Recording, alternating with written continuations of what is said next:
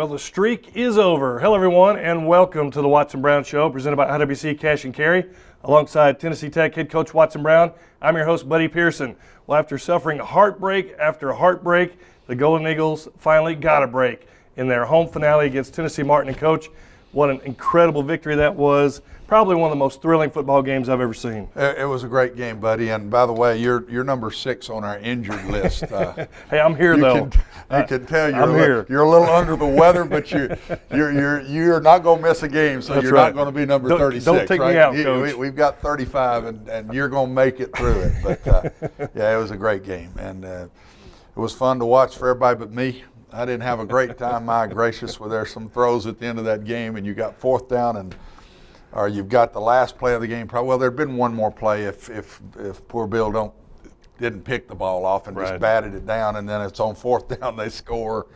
A great comeback by our kids. I thought it was the epitome of the year because it was 31-17, and you're playing a national ranked team, and you say, well, this one's over. Yeah. And the kids didn't quit and got a nice stop. Then really they didn't stop us the rest of the way, and got ourselves back in the game and then won it at the end. And it's kind of been the way the kids have been all year. You keep saying, well, this is it. They're going to fold the tent. They're going to give up. It's been hard on them. And that game was the epitome of the season. And we finally won one. We finally got a break. You know, the poor kid bobbled the snap, and we got a break, and we just hadn't had many of those this year. As a coach, to see your team, after having lost 7 in a row, fight like that and not give up and to continue to just give it their all, I mean, that's got to make you feel good. But buddy, from Oregon till now, we had one game where we got clobbered good early, and we were down 35-7 at Murray. Those other 6 games, counting Oregon, we were fighting and playing as hard as we can play, and honestly played pretty good ball through this stretch, and I think we played good enough to give ourselves a chance to win, but I don't know that we had played well enough to win. I thought we did Saturday. Yeah. I thought we played well enough to win the game. That play they made at the end, poor Bill, it hits in his hands and he just dropped it. Right. We made plays in that game to give ourselves a chance to win. We had 4 penalties. We only had 1 turnover. And Martin only didn't have any turnovers. So, I mean, Martin played well. And yet we beat a nationally ranked team, and because we made enough plays to win that game. Well, it was exciting because the Golden Eagles and the Skyhawks began clawing away at each other right away as we check out the first half highlights presented by TTUsports.com. And it was the final home game for 18 Golden Eagle seniors as they run out onto the field. And it was Military Appreciation Day, so there was a special Veterans Day commemorative coin used in the opening toss, and thought that was a nice touch, Coach. And you guys got on the board right away, Darian Stone and Cody Matthews. Cody is just, if we said it last week when he was our highlight player last week, and we said this kid seems to make a play every week, and he starts on the first drive and makes a great catch, and we caught him in man coverage, and he made a nice route, nice throw, and that's a beautiful play right there. Poor Bill is having a tough go as a freshman corner. Getting picked on a little bit, but he's going to be a really good football player for us. Well, that was Derek Carr to Quentin Sims' 10-yard touchdown pass. After Zach Sharp field goal, UTM's Jason McNair takes it in from 8 yards out. Martin goes up 14-10. Yes, and they moved the ball very well all day. We did get 4 stops, I think, maybe 5, I can't remember, but didn't have a turnover. I think Martin played really well, especially offensively. Defensively, I think we wore him down, buddy.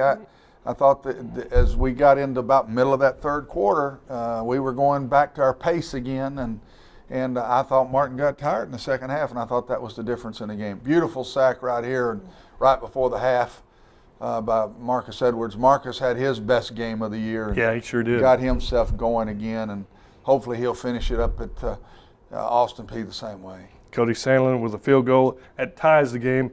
Earlier you saw Doug Page with a 2-yard touchdown run. So you guys go to the locker room tied 17-17. And, Coach, like you said, I thought your team played very well. You got to be happy with what's going on at halftime. Yeah, we wanted to be in the fourth quarter with a chance to win. That was our goal. This is a very explosive offense and a very solid defense. And to be tied with them at the half, and felt like we played a good half in that tie. We're very competitive on defense. Let them move the ball, but competitive, and felt good about where we were coming out in the second half. And speaking of the second half, reminiscent of Tech's come-from-behind win over Jacksonville State 2 years ago, Tech did it again as we check out the second half highlights brought to you by Miller Lite. As we said, it was Military Appreciation Day at Tucker Stadium, and probably one of the prettiest things you'll ever see is the old stars and stripes waving in the wind. Beautiful, just beautiful, and very disappointed in our start of the second half. This is poorly played, very poorly played with the bubbles. Got great wideouts. Their 3 wide receivers are fantastic football players. And they These are block big good kids. too. They can block. Well, they're 6'3", 200, 205-pound kids, and this is a good offense. And they took it right down the field and scored. Held us on our first series. Took it back down the field and scored. So we got down 14 points in the third quarter. And then here we start working our way back. This takes it back to 7. The exact same pass play that Cody scored on in the first half, we hit it again into the exact same coverage. And big Bud Golden bulls his way into the end zone, ties the game. A little soft there, held him again, and then took it right back down the field. And now the pressure's on Martin a little bit. And the game is back to 31-31. Here's the play of the game, I thought. We moved Darian out of the pocket, and he finds Ryan Tillman deep, and beautiful throw on the run. And Ryan really never breaks stride, and it's just a beautiful play. And that reminded me of the catch that Jacksonville State made on us with the game tied, buddy. It's amazing how what goes around comes around. I mean, you can't play it any better. Bill Dillard's right there to make the play. And he just drops the ball. With 6 seconds left, Martin ties it up. Yes, he dropped the ball. The ball hits the helmet of the back guy, goes sideways into the hands of their third guy. And then we go back down and score in overtime here with a nice 25-yard drive to 1 pass and all runs from there. And this is fourth down. And poor Bill again. This is Bill Dillard. He's about to be in that deep third, and he kind of leaned to the post a little bit and got him again. So Bill just had a rough night. What reminds me of that was I remember Richmond Tooley. Yeah. When Richmond, and there's the play of the game. He was bobbled the ball, picked it up to take off with it. The kicker saw the bobble. I think he was running to the flat. I'll have to ask Jason, but I think that was a bobble. I do not think that was a 2-point play at all. Well, regardless, Tennessee Tech comes out a winner, 45-44 in overtime. Coach, like I said, one of the most exciting games I've ever seen, and certainly a great victory. It was a great victory, and I was very emotional with our players after this game because it's just been such a hard year. Yeah. And I told them on Sunday the reason I was so emotional is I've been wanting to give them more. Yeah. These kids deserve to taste some good times. Yeah. They've played good enough. They've played hard enough. And I've not been able to give them enough. We just couldn't hardly get over the hump, and to finally get one in a state team that's about to win the championship, and to be able to knock them out of that, and to beat a nationally ranked team, it was a big day for us. And speaking of big days, Darian Stone had a very big day, 190 yards rushing on 25 carries, and a pass for 277 yards and 3 touchdowns. You got 467 yards of total offense. It's the second most in Tech history, compared to Trey Lamb, who was the first most in Tech history at SEMO this year. So we've played 2 quarterbacks. It's kind of the epitome of this season. Yeah. We've played 2 quarterbacks. Both of them have broken the total offense record at Tennessee Tech. History, total offense record at Tennessee Tech. And, of course, Ryan Tillman with his 3 catches, 123 yards there, and Cody Matthews with a big day. Now, because Tennessee Tech defeated UT Martin, the championship's pretty much over as we go to the OVC scoreboard. And check out the OVC scoreboard brought to you by the OVC Digital Network. You see it was Eastern Illinois defeating Southeast Missouri 39-20. With that victory, Eastern Illinois wraps up the championship. Elsewhere around the league, Eastern Kentucky defeated Murray State. And it was Jacksonville State over Austin Peay, who Tennessee Tech plays next, and we'll talk about them in just a little bit. And as you see the conference standings, there it is, Eastern Illinois, who only plays 7 conference games this year because they don't play TSU. They are the champion. They go to the playoffs. Well, and if they did play, what would that have done to this thing? Wow. If TSU had beaten Eastern Illinois, which they're plenty good enough to do, yeah, I think the top 4 teams right there, in my opinion, are all plenty good enough to go to the playoffs and are good enough to win the OVC Championship this year. I think the top 4 teams after playing them are those 4 teams. And And it would have been interesting for everybody to have played 8 games just to see what had happened if EIU had lost one more and been 6-2 also. Then you would have had a tie with them, and then UT Martin or Tennessee State. One of those would have had to have lost one, wouldn't they? So UT Martin could beat TSU and still have been 6-2 also. And one of the most impressive things, you got 2 teams with 8 wins, 2 with 7, 1 with 6. 5 teams with winning record in the OVC this year. Yeah, and I think we had the best record last year at 7-3. Yeah. And we only played 10 games. You remember we lost a game from I think it was Presbyterian that backed out on us late, and we didn't get another game. But we had the best record at 7-3 last year, and you've got an 8-win team now. Well, we got a lot more to talk about as the show continues on. We're going to talk about Austin Peay, and we've got a lot of segments still coming up. So stay with us. The Watson Brown Show continues right after this. Welcome back to the Watson Brown Show, presented by IWC Cash and Carry. Well, it's time now for our Golden Eagle Player Profile, brought to you by TTU Athletics Association. This week, we visit with long snapper Jordan Adams.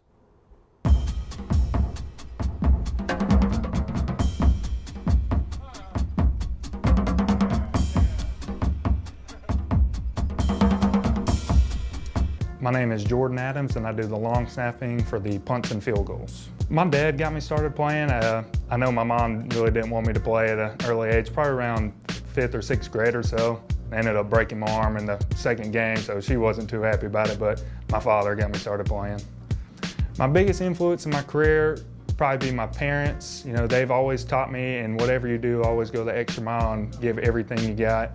And football-wise, my biggest influence is Coach Tony Lottie. He really got me started snapping, and from about 8th grade or so, he really started working with me, and he still works with me today. I call him up every now and then, so he's a big-time influence for me for football. Well, I ended up here, you know, Coach Will Holthauser came to my school and talked to me, and I ended up here because he was the only football coach to come actually see me and talk to me, and I really appreciated him, what he did, and that's the reason I came to Tech. And outside the academics, the football aspect, was because Will Holthauser. Tech means everything to me. I mean, I can't imagine a better place for me to be. The student body's excellent. All my teachers are great. Just Tech has had such a big influence on my life, and I really appreciate everything this school and this community has done for me. One of the funniest things that's happened to me is one time right before a field goal snap, one of the big defensive linemen was on right over top of me, and he started saying random stuff like glazed cinnamon donut and stuff like that, and it just got me laughing the whole time, and I'll never forget that. It's just funny. What I'll miss most is pretty much everything. Just the guys in the locker room for the game, just playing out there, being with my teammates, just everything. I'm not looking forward to leaving. Coach Brown, everybody knows he's a great football coach, but what the community doesn't see about Coach Brown is he really cares about the players. I see him all the time asking, hey, how's your parents doing? How's your family? And he really cares about us outside of football, and I think he's a fantastic coach. I wouldn't want to play for anybody else.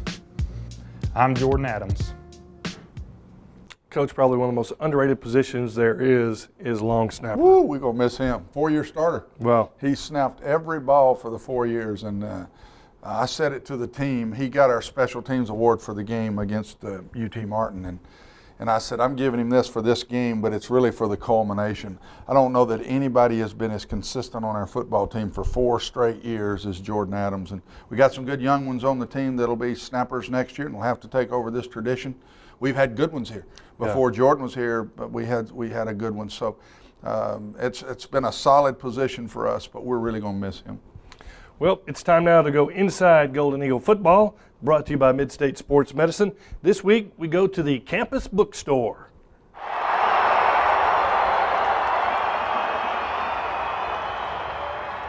The University Bookstore, we are run by Barnes & Noble College Bookstore. We are open Monday through Friday, 7:30 to 5, and then on Saturdays, 10 to 2, unless there's a football game. And then we are open extended hours. We generally open at 8 and close 30 minutes after the start of the football game. We sell everything in the bookstore, ranging from books to clothing, general merchandise, spirit gear, which is your pom-poms, your card tags, your flags, and we also sell the textbooks and school supplies. The locker room is our trailer down underneath the scoreboard sign. We sell athletic gear there. We sell Russell mainly, Champion, and JanSport out of the trailer. Our busiest days during the bookstore are homecoming and parents weekend. We generally have between 1,500 and 2,500 people who walk through our doors on either one of those days. We're open extended hours. We generally open at 8 and close at 3 or 7 depending on when the football game starts. We have an approval process for all of our clothing here at Tennessee Tech, especially the athletic gear. It goes through 2 places. We have vendors come in the bookstore, Champion, JanSport, Gear, Under Armour. They bring us artworks and graphics and different garments, and we choose which ones we like. We customize them for Tennessee Tech. Then we send the art approvals, have to go through licensing, and they also go through Mark Wilson, the athletic director, and then he approves what athletic gear we carry in the bookstore. There are many ways you can shop for Tennessee Tech athletic gear. You can come in the bookstore when we're open. You can also check out our website. We carry everything that we have in the bookstores on our website. Our website is 10-tech.bncollege.com. Coach, got to have those souvenirs, man. You got to be sporting your Tennessee Tech stuff when you come to the football game. You know, winning helps a lot, doesn't it? Yeah. You win games, and then people want to buy more merchandise. They make more money. It's why it's important to put a class program out there and also win football games. And the bookstore's been good to us, and we work close with them in a lot of different ways. And that's kind of Tennessee Tech, though. It's a family here, and I think everybody pulls for everybody, and we all try to help one another.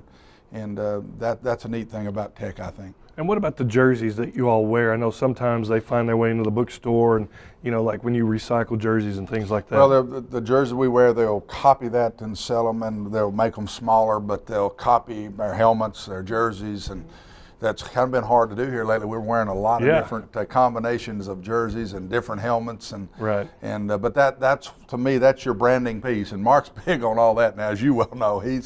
He's going to make sure everything's exactly right, and but it's been neat, and it's really grown in the few years that I've been here. Yeah. Well, it's time now to check out TTU Athletics in the Community, brought to you by Pepsi. This week, the Golden Eagle student athletes go to Northeast, where the soccer team is going to do some reading.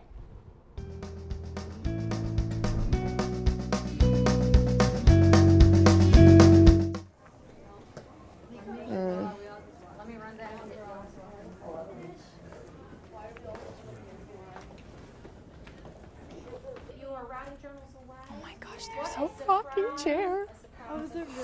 Yeah. All right. I tell you what. Hi guys. My name's Ellie, and this is Taylor and Amanda. We're all juniors in college. We're really old. Don't look good. Hey, I like to be. Don't look old? Thank you. He's a keeper. So we're reading Duck for President. Have we read this before? Oh yeah. You have? A lot of people have? Well, I haven't, so this will be fun.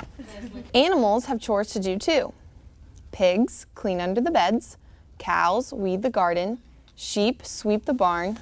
Duck take out the trash, mow the lawn, grind coffee beans. It's funny for a duck.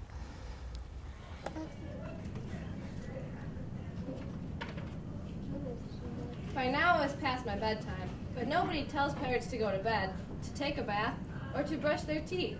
Maybe that's why their teeth are green. Pirates sleep with one eye open, just in case. And they don't change into pajamas, unless they want to. Pirates don't do anything they don't want to, except for maybe swabbing the deck.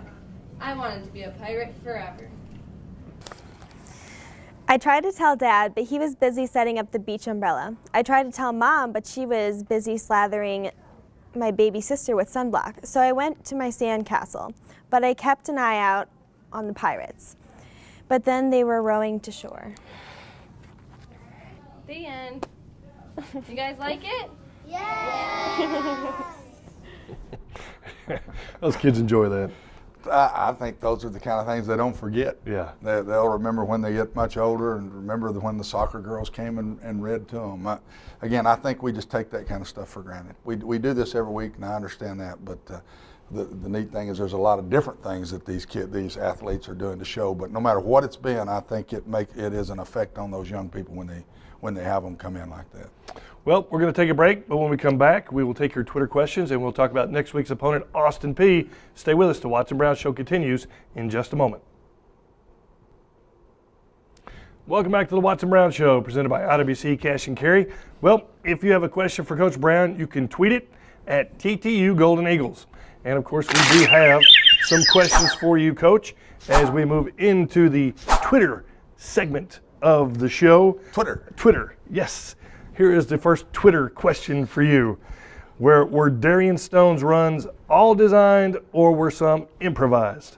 Most of those were design runs. Really? A lot of those were quarterback draws. I think his long runs were all design runs, where he would show a pass and we were blocking a draw for him and then let him find the daylight and take off. There were a couple, I think, that were 6-7 yard gains that maybe he scrambled around, but most of those were call runs. Another question here for you. All right, so you give it to me. Yeah, that's right. I may be the one on the injured reserve list. Just last one more game. Okay. One more game. We'll see if we can make it. Yeah. Did you change things in the fourth quarter because the defense suddenly shut down UT Martin? No, I think we got a little more open in the fourth quarter to win the game. We are very, I wouldn't call it conservative, but we're doing less things with Darian than we did with Trey. Trey's a 3-year starter and a fifth-year guy at our university and knows our offense so well, and Darian's in his third game to start. So I think we've backed off a little bit in the things we're letting Darian do, but I think that in the fourth quarter we had to loosen up a little bit more and throw some deeper balls and go after him a little bit more maybe than we did earlier in the game. Another question here for you, Coach. How much does having a tight end blocking help the passing game? Seems like Stone has had some pretty good protection. They didn't come after us after the first quarter a lot. They came after us early, buddy, and we burned them. We caught them in man coverage and got them. They defended a lot the rest of the day and they came after us late in the game again. But the protection was better. We're keeping our tight end in. We're not doing as much of the 5-out stuff as we did with Trey, and that's making and that tight end's a tackle. It's an offensive tackle because our starting tight ends having to play defense with all the injuries we had on defense. So I think our protection has been better for Darian than it was for Trey early in the year. Yeah, one question we have talks about Doug Page and asks about moving him to running back. Is he just filling in there? And I guess the question I have, we've seen him a lot back there, instead of like a Stephen Bush or Bono or Bud Gold. I know it's because of injuries mostly, but man, he's doing a good job. Yeah, well, I think he'll play there next year. I think that's what we're going to do with him. And I've always wanted to put him back there. I've just not been able to. And with all the injuries that we've had, and poor Stephen Bush has gone back and forth and back and forth and back and forth. But I think Doug has done a really good job. And he also has helped with the protection because he's a bigger body in the backfield to block on those passing things. Right. And another reason I think, buddy, that we talked about the protection better and keeping a tight end in. We're playing with 2 freshman offensive linemen because of injury, and we're having to protect them also a little bit and not letting them get caught a lot of one-on-ones. And speaking of Doug Page, his numbers, he rushed, 18 times for 81 yards, 2 touchdowns.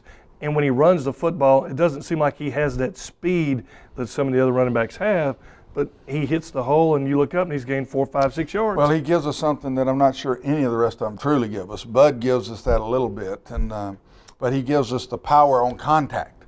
But I think Doug's very good at seeing the holes. He's a 230-pound back now. This is not a small back. This isn't a 205 or 195-pound guy. And so he runs low, and he's got to hold on to the ball better. I was a little upset with him with that. But he gets his pad level down, and on the contact, he's making more yards after contact that's giving us 2nd and 4 or 2nd and 5 instead of 2nd and 7 or 2nd and 8. Making a big difference, I think. One more question here real quick, Coach. You faced all of the teams that were in contention. Do you think EIU was the best team in the OVC? I think the top 4 were the top 4 we talked about. I think EIU, Eastern Kentucky, Tennessee State, and UT Martin, we've played all 4 of them in a row. Yeah. Without an open date or anything, and I don't know that anyone I think is just that much better than the other. EIU I think is deserving. They've got 1 loss and they deserve to be our representative in the playoffs. But I think the other 3 are just as good. Well, this week the Tennessee Tech Golden Eagles go to Clarksville to take on in-state rival Austin Peay. Coach, you know the Governors very well. Head coach Rick Christoffel and you have coached many, many years together. You guys know each other so well. What's it like playing against pretty much one of your best friends? You know, it was kind of tough early, but I think we've done it now for a few years. And Rick Christoffel, this is the first head coaching job I've ever had that Rick Christoffel wasn't on the staff. Really?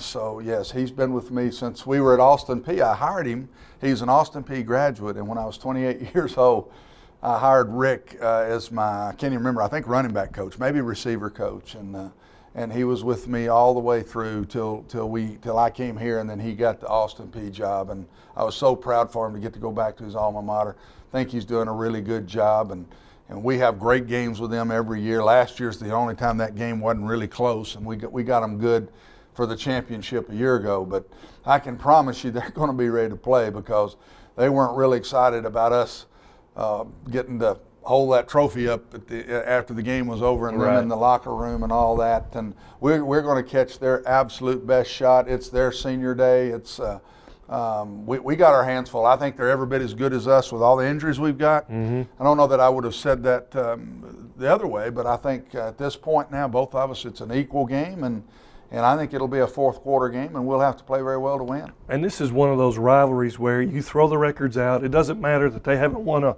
OVC game. It doesn't matter, you know, anything about that, because when Tennessee Tech and Austin Peay get together, it's going to be a good football game. It's going to be a really good game. They got a senior quarterback. He passed for nearly 400 yards last week. He's a 4-year starter. Buddy, we've struggled with the pass, as we know all year. We're starting 3 true freshmen in our secondary and 1 sophomore, so it's a very young secondary. I got a feeling the ball's coming right at us quite a bit, and we've got to take the ball at them too. We've got to make plays on offense, and because they're going to move the ball some on us. There's no doubt about that.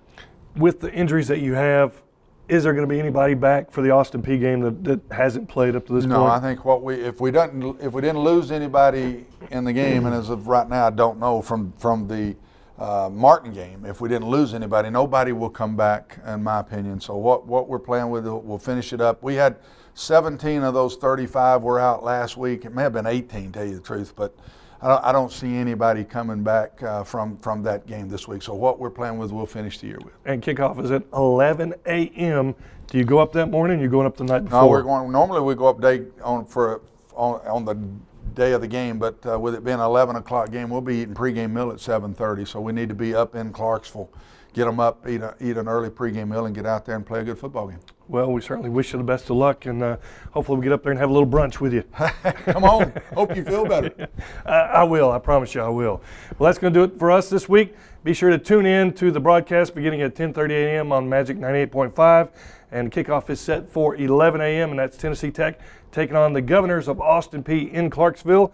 For Tennessee Tech head coach Watson Brown, I'm Buddy Pearson. We'll see you back here next week on the Watson Brown Show. The Watson Brown Show has been brought to you by IWC Cash and Carry, Miller Lite, Midstate Sports Medicine, and Pepsi.